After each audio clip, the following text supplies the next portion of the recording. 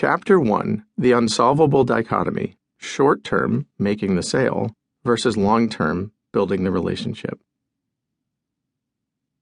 As most salespeople know, there's an unsolvable dichotomy between making the sale, the short-term objective, and building the relationship with a client or customer over the long term.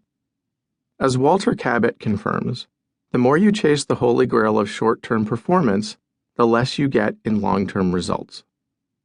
So how can you manage this dynamic successfully in negotiations so the client on the other end feels respected by the short-term deal and still wants to forge the long-term relationship as well? The following are a few tips for managing this challenge. First, it's really critical to know your interests and what you're wanting to say yes to in your negotiations and why. And while the sale and price itself are the overarching prizes, what is most important to you on the short-term sale and why? Like most things in life, the short-term sale is not just about money, but about length of contract, when it happens in the sales cycle, number of units sold, delivery schedule, etc. And many of these also help with the long term. Second, consider the following example. Anne is an engineer who works for a small company. Part of her job is to meet with clients and get new business, and part is to actually implement projects once they're secured. In this instance, Anne was meeting with Brian, a representative from a municipality, about a new project.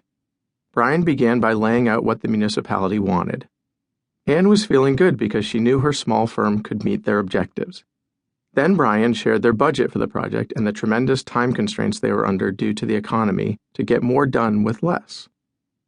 Anne got a pit in her stomach. She knew there was simply no way she could do this project in that time frame and for that amount. But she too had a problem. Her company desperately needed work, and this one fit very well into their overall business model. Anne did not know what to do at the end of the meeting, so she agreed to think about it. She realized she should have said something about time and budget, but she let it pass, and Brian commented before they left, "I'm so glad the budget and time frame works for you.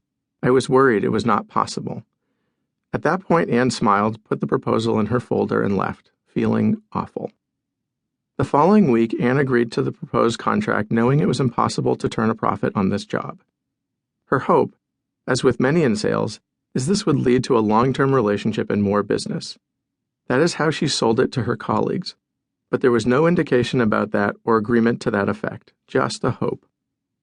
What this example points to is the importance of the first meeting, first contact, and the setting of expectations for both the short-term and long-term. Most would agree that one's success in securing the deal with a new client has to do with the first meeting and how you connect with the client.